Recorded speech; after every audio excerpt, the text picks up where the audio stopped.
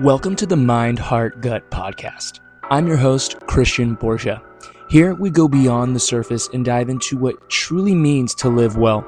This is a space for conversation on holistic health, mindset, emotional clarity, and conscious living, all through the lens of the body's three powerful intelligence centers: the mind, the heart, and the gut. Whether you're here to reset, reflect, or reimagine what wellness looks like in your life, I'm glad you're here. So let's dive in. So, in this first episode, I wanted to dive into a little bit of my background, who I am, how I came to be where I am today, and just my overall story. Because at the end of the day, everything that I talk about, everything that I teach and I coach, and my philosophy on life has pretty much all came from my experiences. And I really feel that the experiences, be it the good, the bad, the challenges, the obstacles, all these different things that we experience within this reality is the most important thing of it all. So, all right, first off, I am in my mid-30s. I am married. I've got a beautiful wife. I've got two awesome, crazy boys.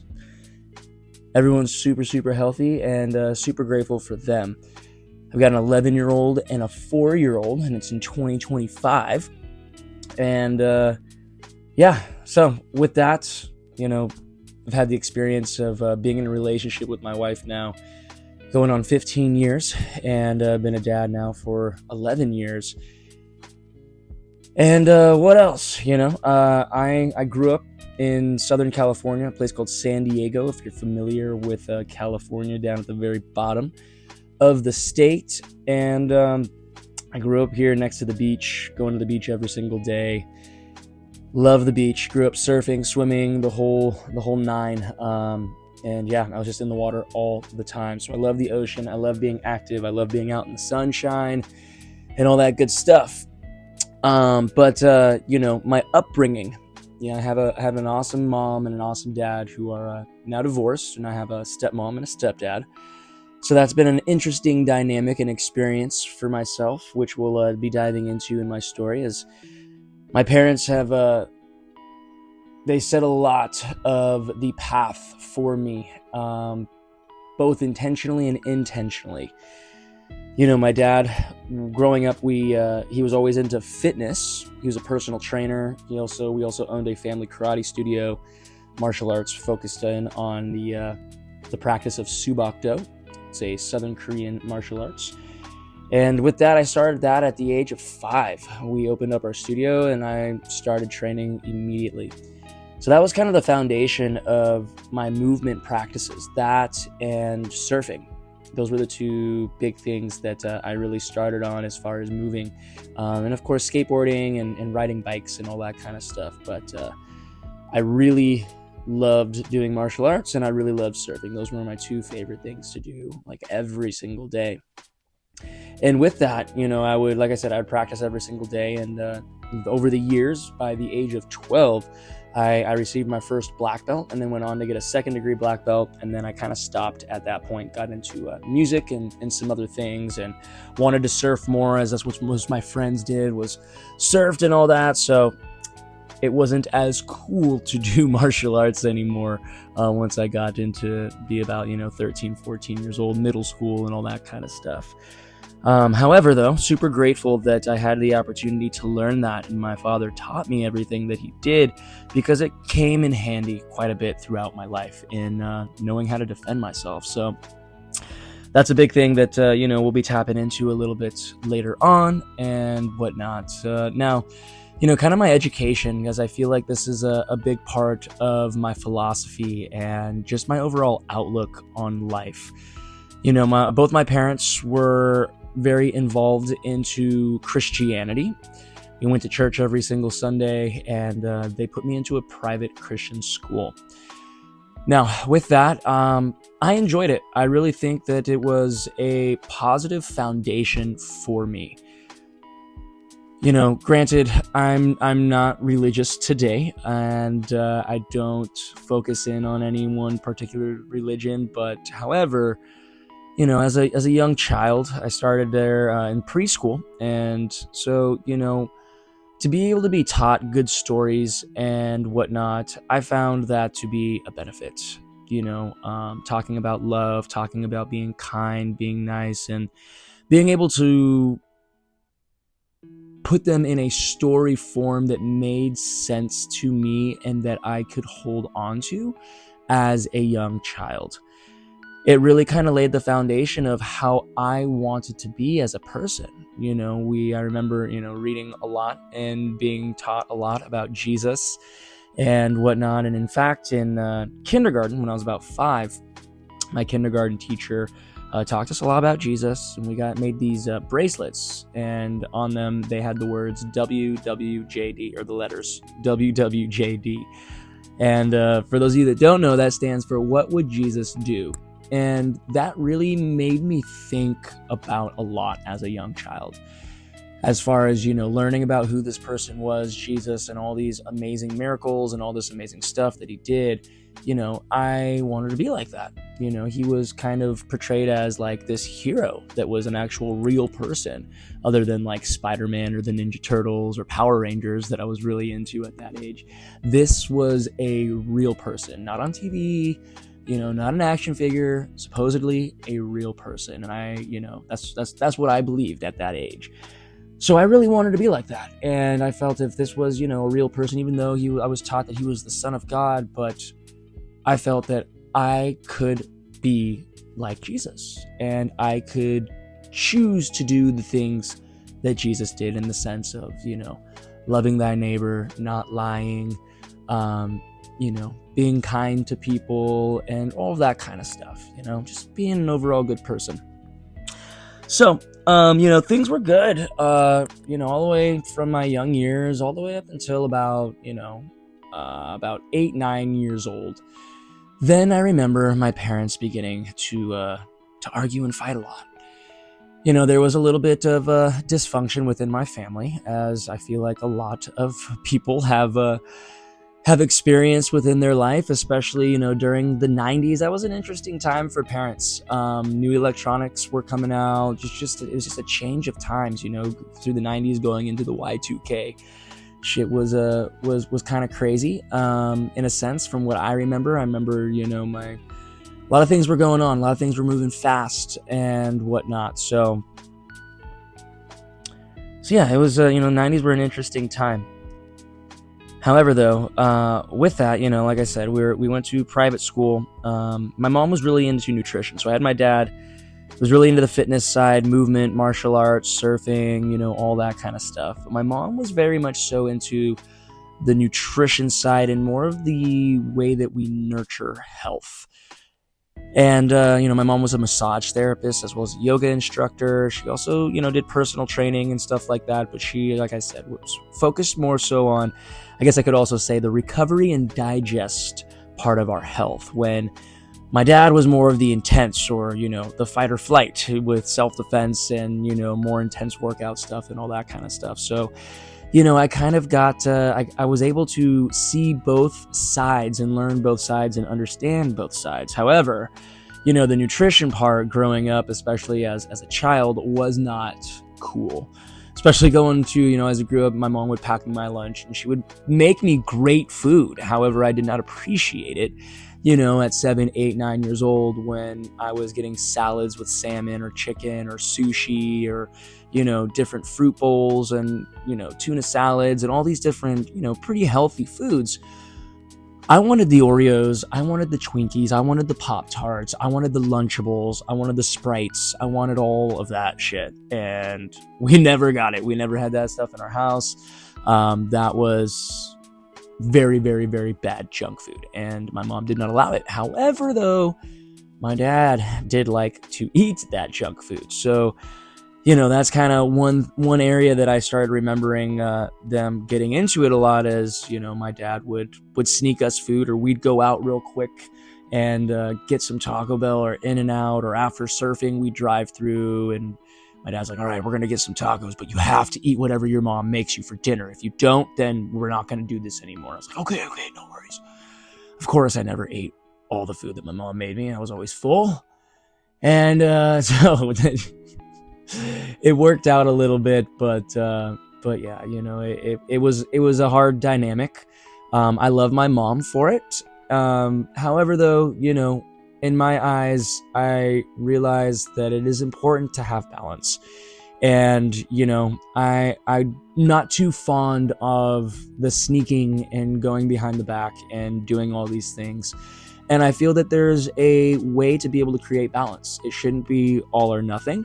And, at some point, we need to be able to understand how things react with our body, or how certain decisions that we take, what those consequences are. Sure, obviously, we don't want our children to get seriously hurt. However, though, I found that it's important for me to be able to have a gauge of, what are the consequences, on a scale from 1 to 10. Anything that's like an 8 or greater, that they can get hurt and it's not going to be nice and it's going to take some time to recover. Obviously, I don't want them to do that.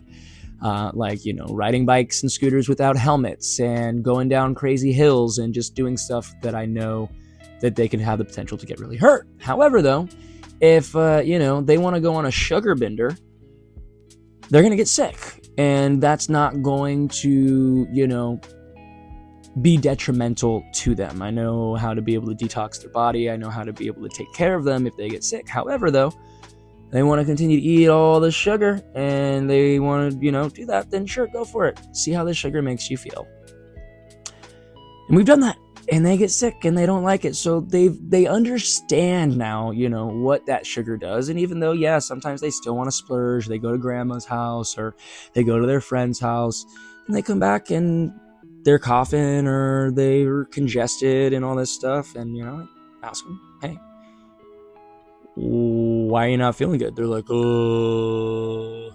don't know. I said, well, what have you been eating? They're like, well, I ate a lot of sugar and a lot of dairy and stuff at grandma's house, or I had this and this at my friend's house. I said, okay, cool. Was it good? And they're like, yeah. I said, well, now how do you feel? They're like crap. And I said, okay, well, let's make some green juice. Go ahead and take this and let's focus in on helping your body detox all of this crap out so that, you can start feeling better again and this doesn't turn into something worse.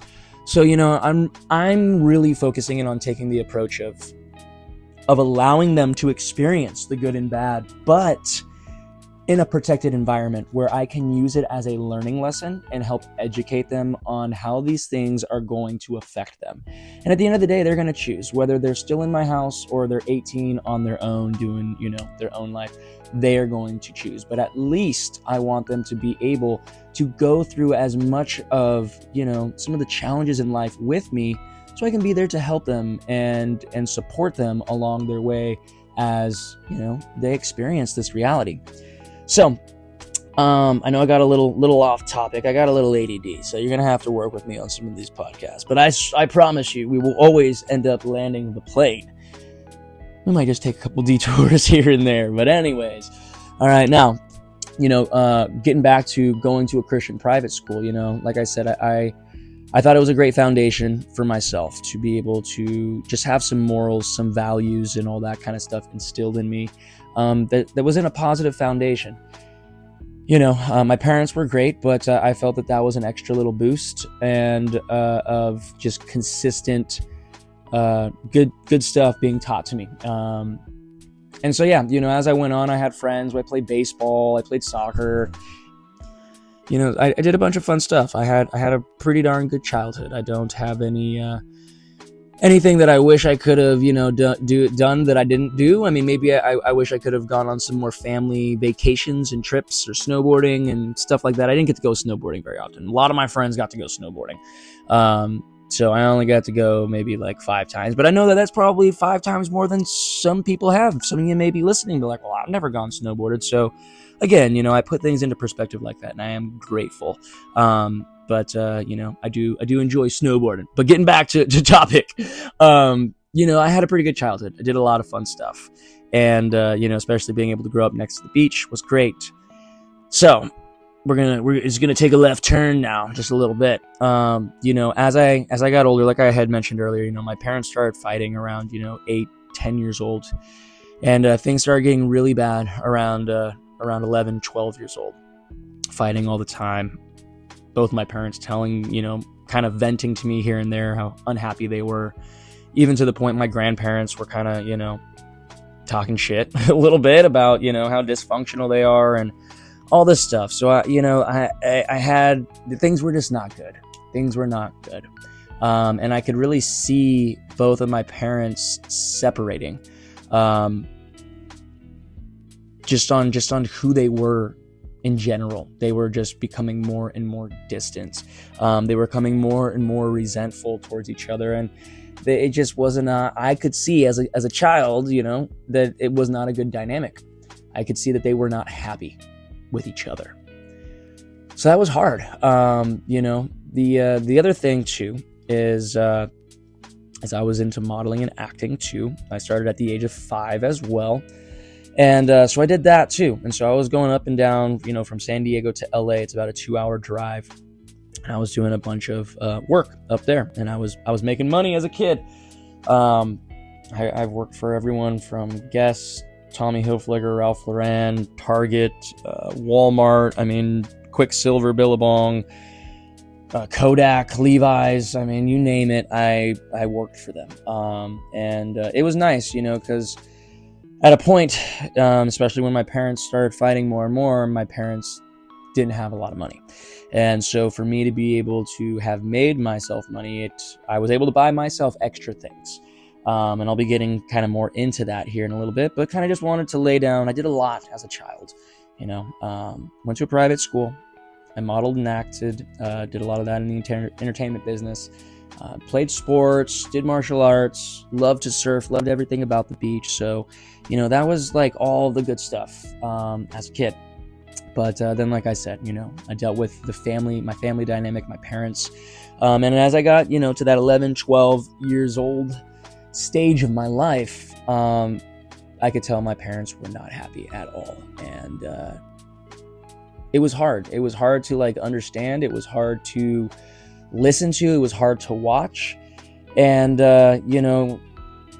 at this point I was over it and I wanted to be able to find a way to tune it out.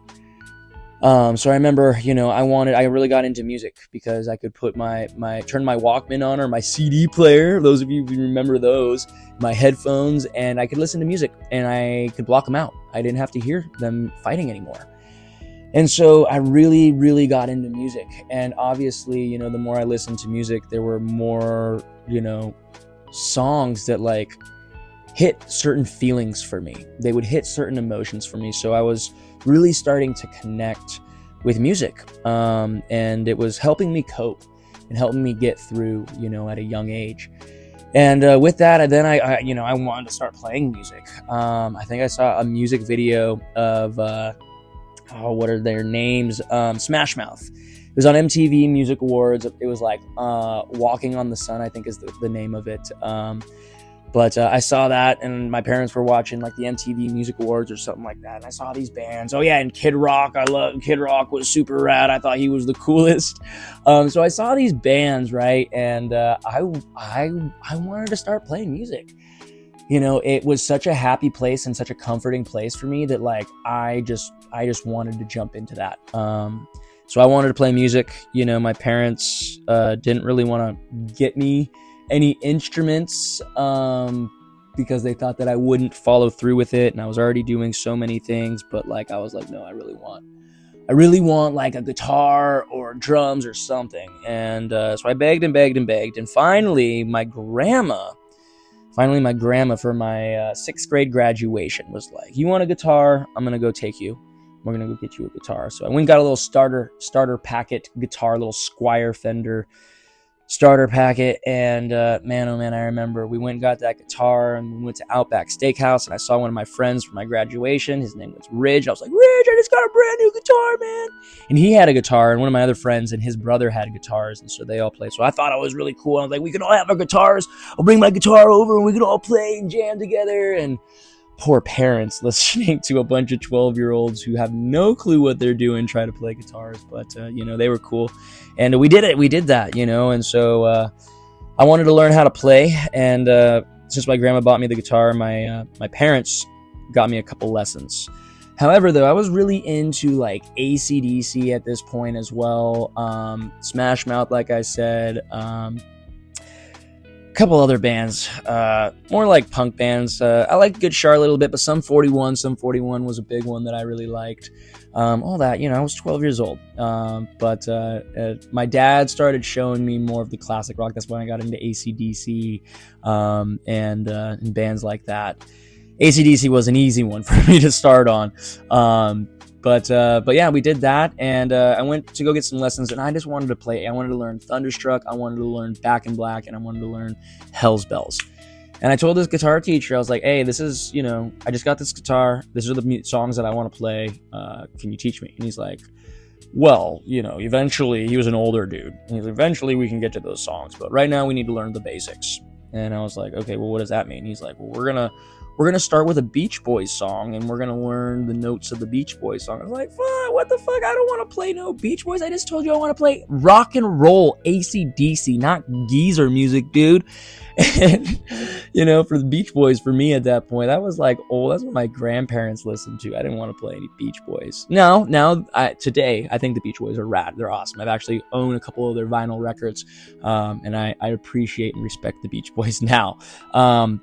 But back then, that's all I wanted to learn. It's just AC/DC at that point. And, after 3 lessons, he refused to teach me what I wanted to. So I said, screw this. I said, Mom, I'm not going back there. Guy doesn't want to teach me what I want to know, what I want to learn, and it's boring, and I don't like it. I'm not having fun. And I said, my friend's brother can teach me how to play guitar. So, like I said, one of my friends, him and his brother had guitars. He had an older brother, and he taught me how to read tablature and how to learn from playing guitar tabs. So that's what led my journey on, and I started learning the songs and learning how to play it and understanding how to do all that. So I ended up printing out I had a whole binder full of all of these printed out songs that I learned. There was probably over 150 songs in there that I learned, from AC/DC into Led Zeppelin, into Guns N' Roses, Metallica, into Judas Priest, the Scorpions, Rush. Just about everyone that, was rad rock and roll. I learned Sabbath, Ozzy Osbourne, Rage Against the Machine, Alice in Chains, Stone Temple Pilots. I can just go on. But I love rock and roll. That's what I love to listen to play, all that good stuff. I love all genres of music, but that's my go-to. That's my favorite. Music became my safe place in the midst of the chaos at home. And things eventually got so bad that my parents did end up getting a divorce. And now this is like when that left turn gets into a real dark place, because, going to a Christian private school and whatnot, at that point in time, in the early 2000s, people were interesting. I don't know, maybe it was just at my school where I was going to, but once word got out that my parents were getting a divorce and all that kind of stuff, none of my friends were allowed to hang out with me anymore. Supposedly, they thought that it was a toxic family dynamic, and they didn't want their children exposed to that, or even exposed to me. They felt that would that their situation and the way that my parents were acting and what they were going through was going to change me. And in a way it did. Yeah, of course. When you're hearing your parents argue, scream, and fight, and, talk about how unhappy they are and how much they hate the other person, it's frustrating. And it's hard to process that as a child, especially to your parents, who I loved both of my parents. I didn't have a favorite, one or the other. I loved both of them. So that was really challenging. And especially, as a 12, 13-year-old, that's also a challenging time in one's life, as you got changes that are going on in your life, and to have, all of this chaos and this dysfunction and your family separating is really hard. And not only that, this was now getting close. This was probably like 2000, early 2000s, things were gearing up to the big 2008 financial crisis. And, my dad ended up selling his martial arts studio and trying to go into a different business venture, and it failed. because he got caught up in getting loans that he shouldn't have had and all this kind of stuff. And we ended up losing our house. So not only did my parents get a divorce and separate, but we lost everything. And, I lost my house. I lost both, my parents separated. I lost all my friends. I wasn't able to hang out with anyone. I was pretty much the black sheep at my school. I mean, my friends still hung out with me at school and stuff, but there was definitely a weird sentiment and a weird vibe and a feeling that I got, like everyone was kind of talking behind my back. And that wasn't cool, especially at that age, to like feel that way about, yourself and your family. It was hard to deal with. And then eventually they kicked me out of the school that I was going to as well, because granted, I was doing a lot of modeling and acting, and they said that my attendance, wouldn't work out with them, but I also feel that there was some other things that were attached to that as well. So after that, I went into charter school for a little bit, which is like a hybrid of homeschooling and some in-class education. And I actually loved it. I really did. I found that I was able to learn and work at a really good pace, and I actually got ahead a little bit. And then after that, I did that for about a year and a half, and then I went back to school. And this time I went to a public school. And that was a very interesting dynamic, because I was going into 8th grade at this time. And with that, I saw a lot. The kids were definitely a lot different than the kids that I grew up with at my school. They were wild. They were what I thought to be crazy. There was a lot that I didn't understand on like why they were doing some of the things that they were doing and acting the way they were and cussing and swearing. Like, I was not exposed to any of that. So I was like, 13 years old or whatnot at this point. And then I went to like my first boy-girl party, and like kids were drinking beers and like sucking helium, and I was like, what the fuck? Like, what is going on? Why are these kids doing this? This is insane. I remember asking these two guys, like, hey, is that a beer? Like, why are you drinking beer? Are you angry at your parents? Like, what? Like, for me, like, I thought that if you were a kid and you were doing these things, that you were a bad kid and you were angry and you had issues. And so that's what I thought. So I was just trying to figure it out, because this was the first time I was experiencing this. This was crazy. Because again, I went to a private Christian school. We were all goody two shoes, so going to a public school and seeing this and going to my first party, like, it was wild. So I did that, but through that I was able to make some friends, and I went into my new school knowing a couple people, and then my goal was just to find other musicians. Since I played guitar and I was getting pretty good now, I could play some full songs and all that kind of stuff. I wanted to find some people to play music with, so I did that. I remember the first week in one of my classes, there was a kid in there with longer hair, and he was twirling his pencil in his fingers. I was like, oh, drummers do that. And I went on and said, hey, I'm Christian, what's up? And he's like, hey, I'm John.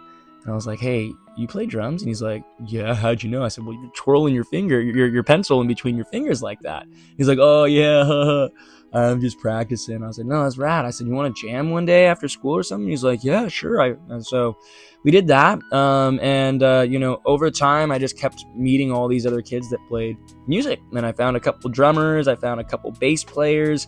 And I just started playing music and meeting friends doing that.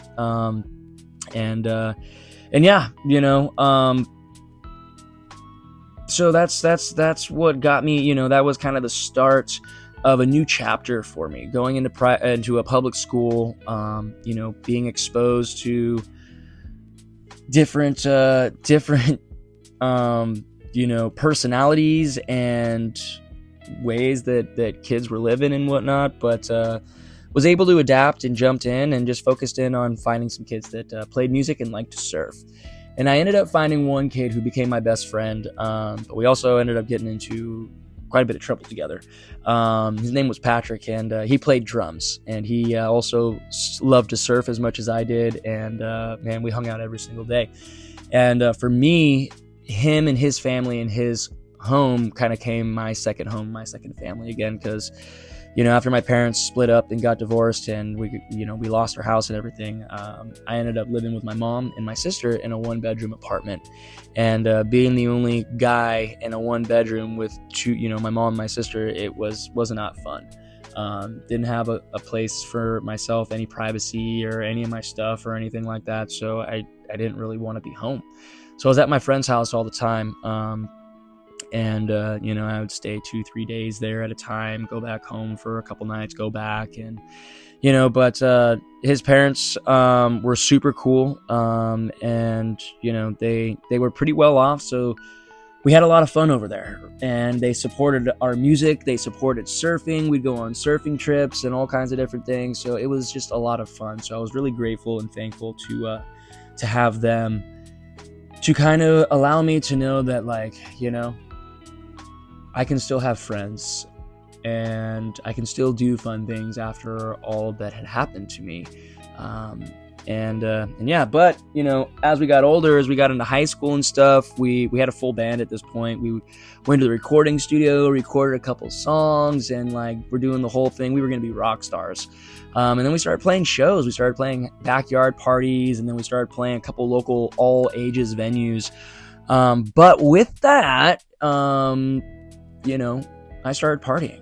I started drinking. I remember the first time I drank, Patrick stole a bottle of tequila out of his dad's liquor cabinet, and we took a couple shots and went down to the football game. This was like end of 8th grade. So I was like, I don't know, 13, maybe 14 years old at this point. We were taking shots and then going and finding a bum to buy us some cigars, some Peach Optimos is what we liked. And we thought we were just the coolest kids going down, 8th graders going to a high school football game. But yeah, that's what led me into a 10-year alcohol and drug addiction.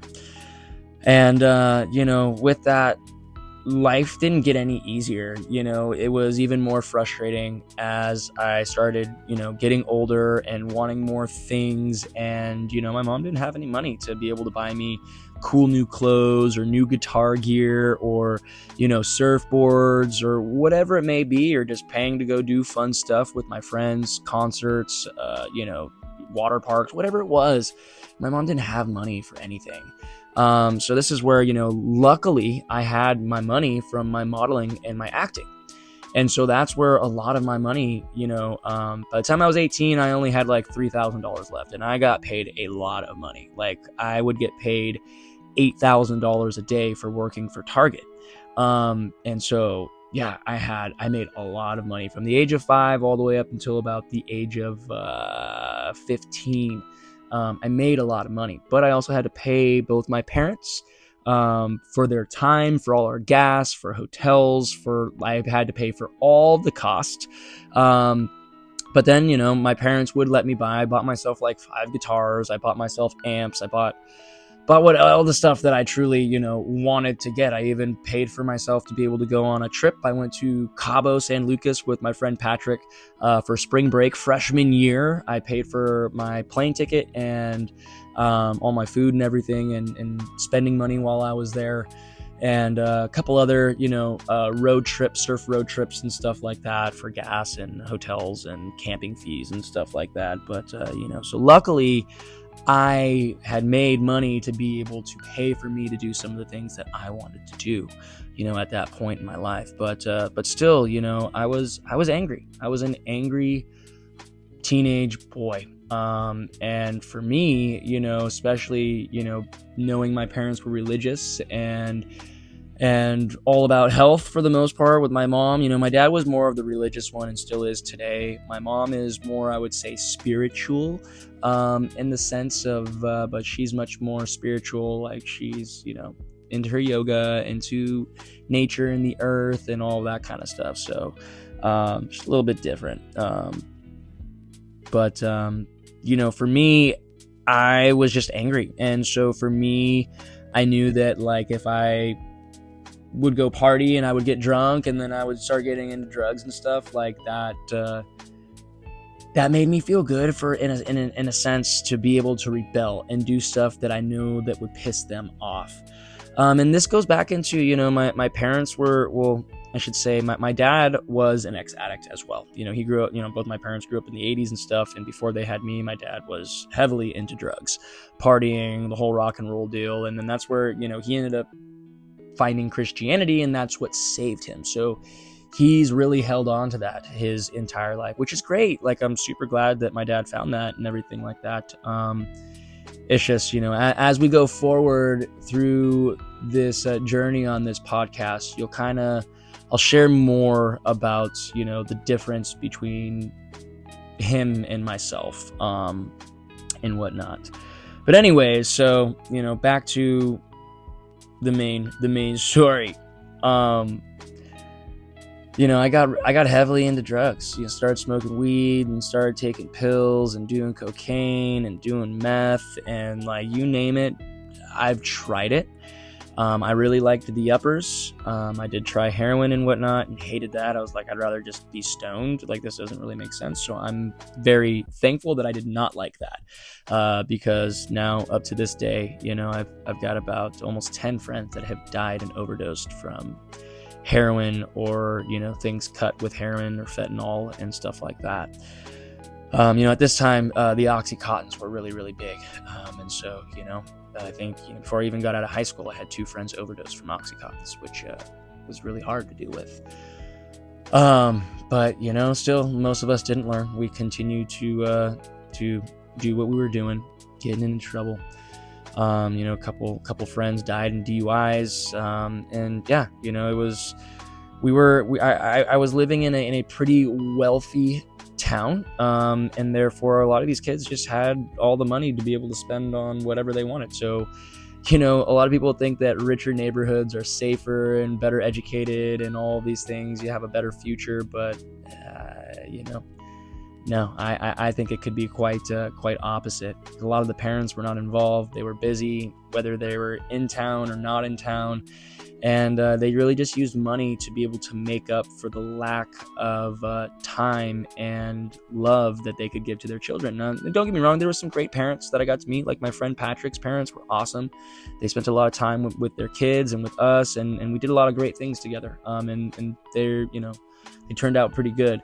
But I would say that was maybe like 10% of the parents there. The other 90%. There was a lot of the parents that even partied with us, did drugs and drank with us. You know what I mean? So it was a crazy experience going through that. And I saw a lot of bad stuff. Like I said, I lost a lot of friends. I had some friends go to jail. It was just a little bit of everything. Even before I was even 18, which is crazy. I know a lot of people that don't even experience any of that until they get to college. And so, for me, by the time I was 18 and I ended up moving out on my own, like I got a lot of the partying out of my system. Like, by the time I was 21, I had already been going to bars, and I didn't even really think bars were that cool. So it was an interesting dynamic for me. But, eventually things got real bad. Like I said, I got into the heavy drugs, and things got quite bad for me. It got all the way to the point where I hit rock bottom. And now, when you're into drugs and you're into partying and you're into that whole lifestyle, at the end of the day, there's only 2 options for you. You're either going to end up dead or you're going to end up in jail. And like I said, I had a lot of friends die. I had a lot of friends that ended up in jail. And, at this point, I was involved with a lot of bad people, and doing a lot of bad things. And, when you're in that, shit happens. And so at this point, I was living on my own with a roommate in a place called Pacific Beach in San Diego. And we were growing weed. And this is just when, marijuana they were having dispensaries. It was medically legal. But I saw an opportunity to be able to legally grow weed and be able to sell it to these dispensaries and make really good money. So I started doing that, and I got really, really, really, really, really good at growing. I built my own hydroponic system, whole indoor setup, and I just really had a passion for growing because I realized I have a green thumb and I can grow shit. And things were coming out really nice, and I was doing really well. However, though, if you understand how the streets work and how, things like drugs and selling them and everything works, you can't necessarily just show up on the block with your own thing when there's other people that have been doing it for a while. Even if you know them, they're still going to get pissed because it's a business. And so, people didn't like that, and so they started to fuck with me. And, people tried to beat me up, they tried to rip me off, all these kinds of things. But the main one was it for me. And I had someone try to rob me 4:30 in the morning, break into my house with ski masks and guns. And at that point, that was the first time I had experienced that, where I had come face to face with someone putting a gun to my head, telling me that they want all my shit. And I am not someone that really just rolls over. I'm going to fight, and so that's what I did, regardless of a gun or not. And like I said, I grew up training martial arts. I have a pretty good handle of being able to defend myself. And so, I did that. However, though, in this defense, it was very early. I had never been woken up at 4:30 in the morning with my light turned on and someone in a ski mask with a gun in my face. This was brand new for me. So I saw red and I went into psycho mode. And long story short, I ended up killing the person that broke in on me. I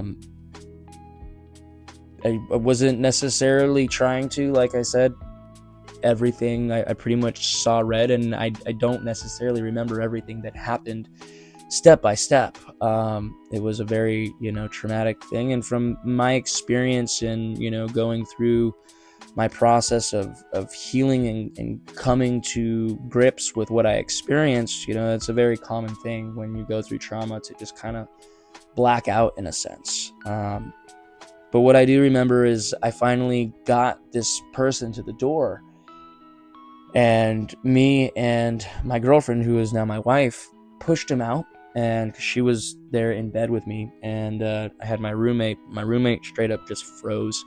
He was frozen in shock. We got him out, but by the time I got him out and pushed him, he stumbled out, and I looked down on me, and I was covered in blood. And it wasn't my own blood. I had a Special Forces buck knife, and that's what I defended myself with, because that's all that I had. And as he stumbled off, his ski mask came off, and we saw who it was. And it was actually one of my friends. It was actually my girlfriend's very first boyfriend in first grade. And this was just an absolute crazy thing. Granted, this guy was a little bit older than me, but we surfed all the time. We hung out together. Yeah, he was friends with the even older people that handled a lot of the stuff in the area that I was in. However, though, him and this crew were going around and they robbed dispensaries in the general area, and 3 of our other friends that I ended up finding out later, they came in and tied them up and took all their stuff. So, this was, they were doing bad stuff, but, obviously they didn't want me doing what I was doing, and they tried to come shut me down. But it was just, I don't it really sucked to have to go through all that, and then to see the person that was just trying to rob you with a ski mask and a gun in your face was someone that you knew, that you thought were friends. It was a hard pill to swallow, but I didn't really get much time to even really think about it, because by the time that happened, he took off running, and I guess he collapsed around the corner and he died there.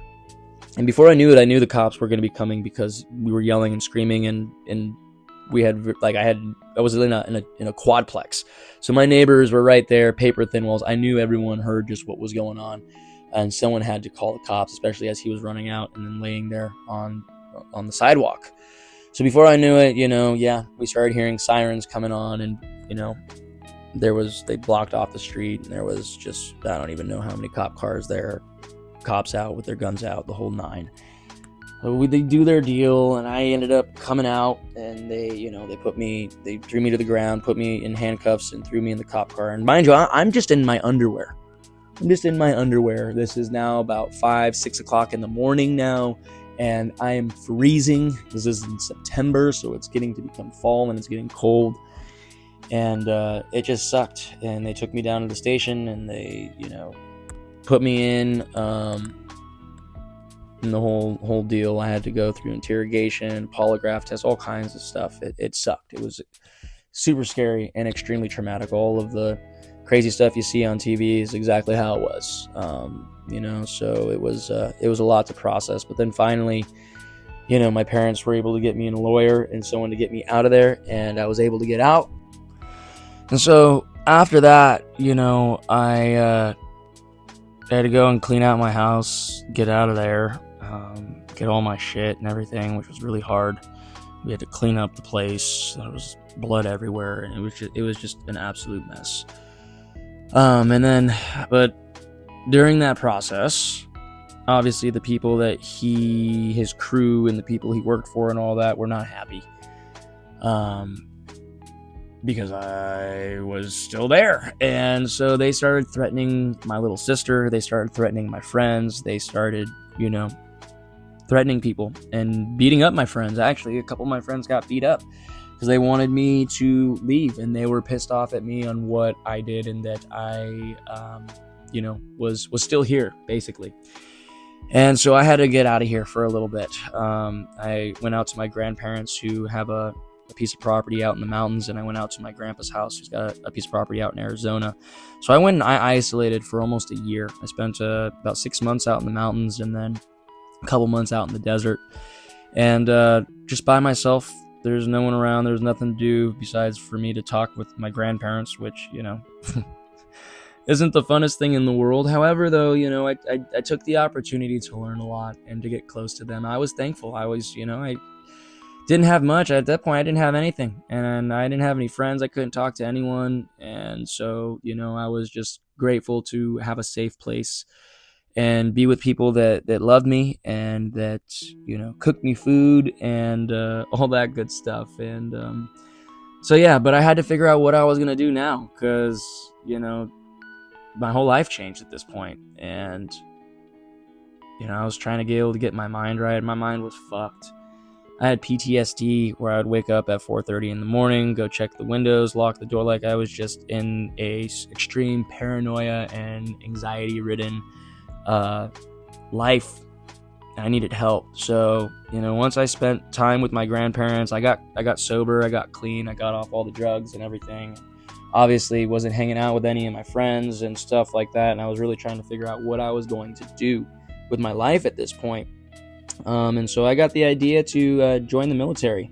I wanted to join the Coast Guards. I felt that the Coast Guards and being something like a rescue swimmer was something that I could do and that I could have fun with. I'd be able to be in the water, since I love surfing and I love being in the water and stuff like that. Obviously, I thought I was qualified. I did junior lifeguards multiple times during the summer and stuff like that. So, I will say I'm pretty confident in the ocean, in pretty stormy and rough waters and big surf. Some of the biggest surf that I surfed is in, a little over 20 foot. So I felt that, I was capable to be able to do the job. But other than that, if I wasn't able to do that, I wanted to be a drug interdictor, because, I saw, obviously someone that I thought was my friend, someone that I knew, to do something like he did and die. And not only that, like I said, I've had a handful of friends that have overdosed from these drugs that I saw that were coming over the border. And so at this point, like, from me changing and stopping doing what I was doing, and to have a friend die, and all this shit, I wanted to turn my life around and do something good. Like, that's all I wanted to be able to do. And so, for me to be able to go into the military and help fight to keep this stuff out of our country, or, over my border, as I live right next to, the Tijuana border. I'm pretty close to it. That was, something that I felt at that time in my life. I was like 20, 21 years old, that, I could do, that I would be surrounded by, what I thought would be good people, that are hardworking and that are focused and, kind of aligned with the things that I like to do and stuff. Make some new friends, but also have a decent salary and make some good money, to be able to support myself. So yeah, ultimately I just wanted a fresh start, something that was going to support me to start a life and start a career and do all that stuff. So I studied my ass off. I did really, really good. Got all the way through, MEPS and everything, and was doing our physical. And unfortunately, when I was getting my ears checked by my doctor, I have what you call swimmer's ear, which is where the bone in your ear grows to protect your eardrum, due to being in water in cold and stormy conditions, which, I was like, well, you know what that's from, right? When they were looking in my ear, they're like, oh wow, like you have a lot of bone growth in your ear. And I was like, yeah, I know. I've been in the ocean my whole life. Rain or shine, I would be out there surfing or doing whatever I was doing, spearfishing, bodyboarding, body surfing, whatever it was, I was out there. If the waves were good and whatnot, I was out there. Or if it was a nice day, I was out there. But if the waves were good and it was raining, I was still out there, having some fun.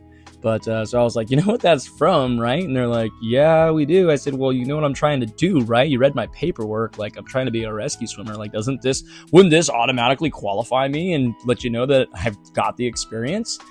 And he's like, well, let me ask the head doctor. And I was like, oh shit. The head doctor did not like me because I had tattoos and stuff at this time. And he already was talking some shit about my tattoos when I first went in for my preliminary conversation or whatever it was that I had with him. And he's like, oh, you? He looked at my ears and he was like, oh my God, this is the worst case I've ever seen. He's like, nope. He's like, if you want to get in, if you want a job here, you got to go get your ears drilled out first. So they got to cut my ear open and drill all the excess bone growth in there and get it out.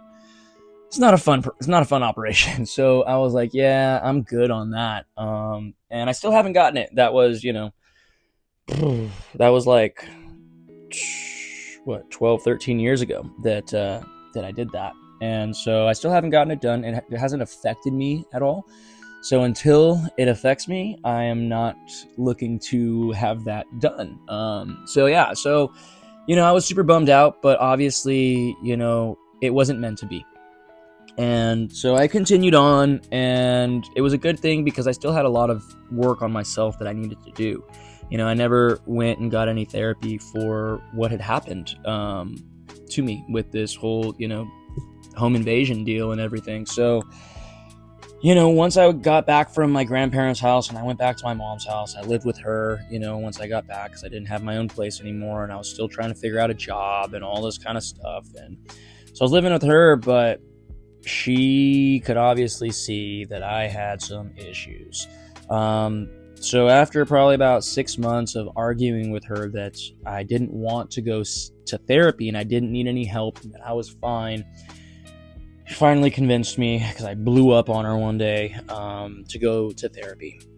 And so she helped me find a what we call an EMDR specialist for my PTSD. And so I found her and we started going and seeing her, and I was really skeptical and resistant about it. But after a couple sessions, I started opening up and realizing that, this actually felt good to talk to someone about this. And then as she started to introduce the EMDR therapy part of it, it was really interesting. If any of you all have ever experienced EMDR, it's a very interesting process where it's kind of like a little bit of hypnosis, but they basically just kind of guide you deep into your mind to open up some of these events that have happened.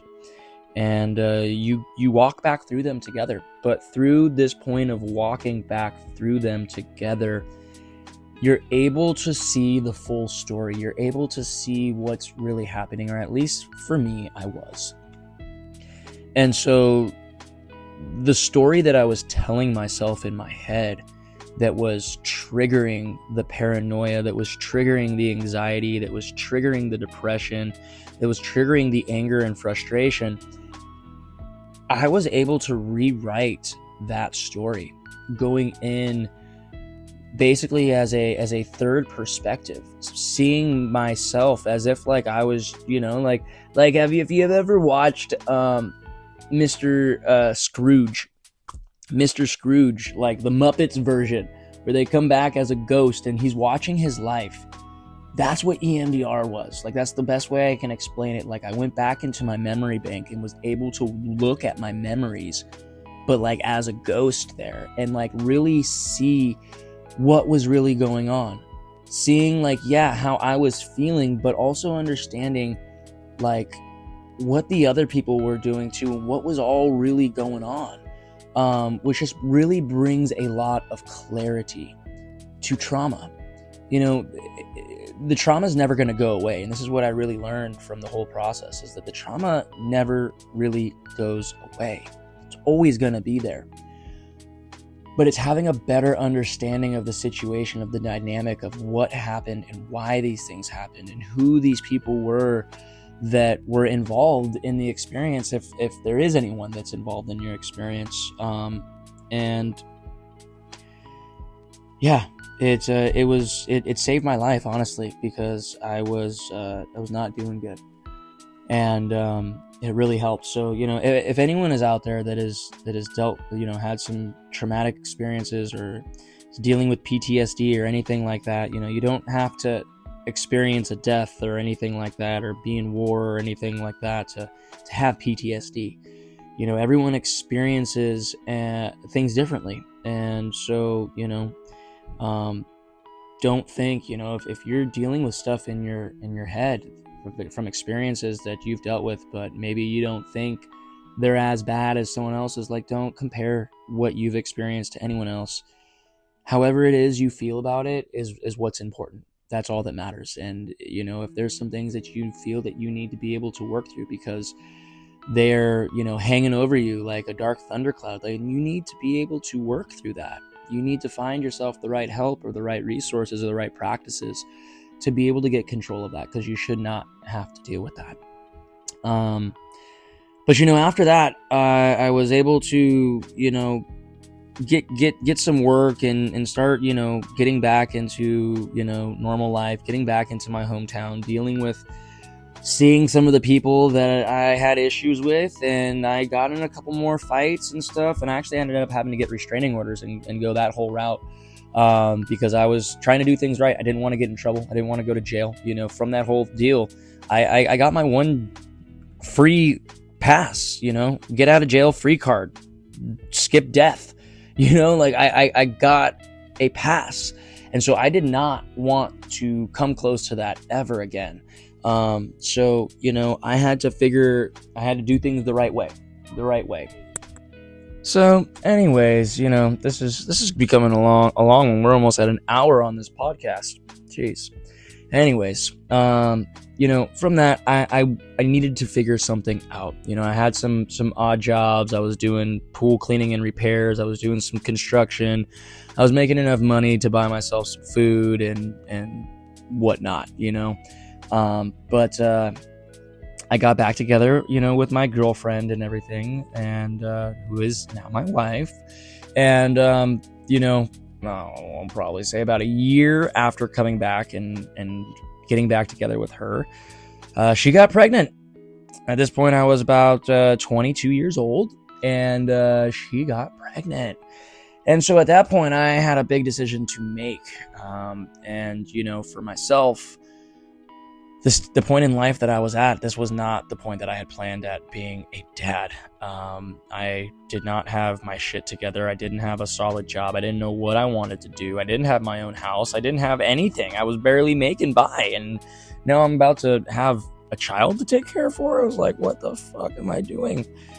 But my girlfriend at the time wanted to keep it, and I told her I would support her on whatever she wanted to do, because that was the right thing for me to morally do. So I told her, I said, if you want to go through with this, I'm here to support you. I'm not going to leave you. I'm not going to tell you what to do, but I support you with whatever decision you want to make. She wanted to keep him. So, and that's how I got my first son. He is now 11 now. But that was a huge right turn in my life. Like I said, I took a big left turn. We got pretty deep into the dark backwoods swamps, but then we got out and we took a right turn, or actually 2 right turns. We did a full U-turn. I started getting my shit together. I wanted to get in shape. I wanted to focus in on my health. And so that's what I got into. I ended up finding a job at a fitness studio called Orange Theory Fitness. And I started doing that. I got into that about 2013 or 14. And then a little bit after that, I had my son. And so I had a decent job. I was really into health and fitness, and I kind of saw that as a place that I could, really start to learn more about and grow with. And, I started off as a sales associate, selling memberships and just doing all that. But just, I went in with the focus of learning about the business, learning about, the style of workouts and stuff that they did. They do high intensity heart rate interval training. So it was really cool. It has, the basics of fitness and everything, from cardio to weightlifting to rowing to body weight, plyometrics and dynamic movements. But you wore a heart rate monitor. So you got to see everything that was going on cardiovascularly and on a stress level in real time. And so I thought that was really cool and really interesting, as I love science. Like I said, I was really into growing marijuana plants, which I got into, actually after that, I loved growing still. So I grew, different vegetables and stuff, and I got really into growing plumerias and tuberoses. So I still love to grow. I still grow all kinds of different things. I wish I had more space to grow more, but I still grow stuff. I still really enjoy that. But, overall, I'm all just about, I like seeing science backing up things. And if you've been following me for a while, that's what I really try to do with all the information that I now coach and teach about, is making sure that we have science to back it up so that you really understand it and it's clear, and that it, is backed up and it makes sense, that it works. And so, with that, I went into, taking this job on not just to make money and as a job, but to go in and grow. And I really think that that's a very important part when you're looking to get into a career and you're looking to grow in that aspect. And that's something that we'll definitely be talking more about in future podcasts. But with that, the next step for me was becoming a coach and coaching the classes. So I figured out what I needed to do to be able to obtain that, and I did it. I got my personal training certifications, CPR, nutrition, all of that kind of stuff. And I went for it, and I became a coach. And so now, I've been doing that working for Orange Theory for over 10 years. But, on that process, after coaching and getting used to that and understanding that process and getting decent at it, I started doing personal training and created my own business. And got into that, created my own app in 2019 and then launched it. And then, the world shut down in 2020. And that was a very interesting part, as I was not quite ready for the inflow of people to come my way, since, Orange Theory shut down, the gyms that I was personal training at shut down. So everyone came to me online, and I was really trying to be able to figure out, okay, well, how does this work? I got my own app, and just processing and running my own business was all brand new for me. So it was quite overwhelming. And then, as things started to open back up later on that year and into 2021, I went back to Orange Theory, and I came back as the head coach, or the manager of all the coaches. And so I did that for about 2-3 years. And then I stepped down, as, that was hard because I had to put my own business on the back burner. It took a lot of time away from my family and the things that I like to do. And it wasn't fun anymore. So I stepped down from that, got back to, my own personal business, focusing on doing more things with my family, my friends. I also still play music. I play in actually on and off about 5 different bands, a couple original bands, as well as some tribute bands and some cover bands. But I love playing music still. I never lost that. And, but overall, it's the biggest journey has been finding balance. And if you've been following me or my work, I'm all about balance. As I've had a lot of extremes in my life, and I've realized that trying to find balance is something that is it's a hard thing to do.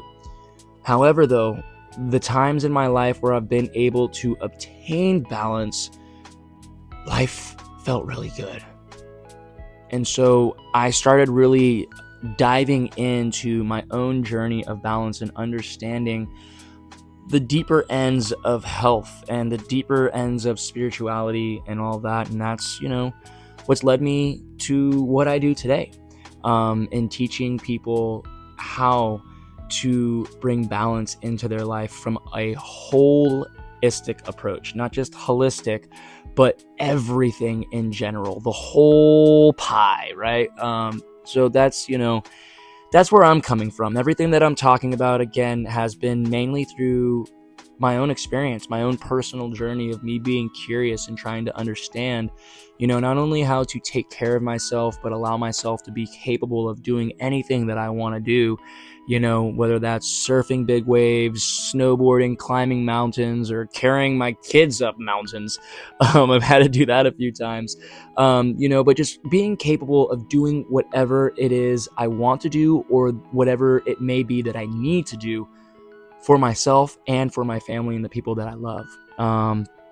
And I just want to feel the best, have the energy, have the mental clarity and focus, and again, the capability to do everything that I want to do and that I may need to do. And so now, I coach people and I help people be able to learn and understand how the body works and help guide them in finding the correct practices through movement, through nutrition, through, mindset, that's going to support the way they want to live and their overall lifestyle, and just ultimately find happiness within their life, within their body, and within their choices. So, this is the first podcast. This is where I land the plane. So if you made it over an hour on this podcast, wow, I'm grateful for you. I hope you found this helpful and slightly entertaining, and maybe found some stuff that you could relate to.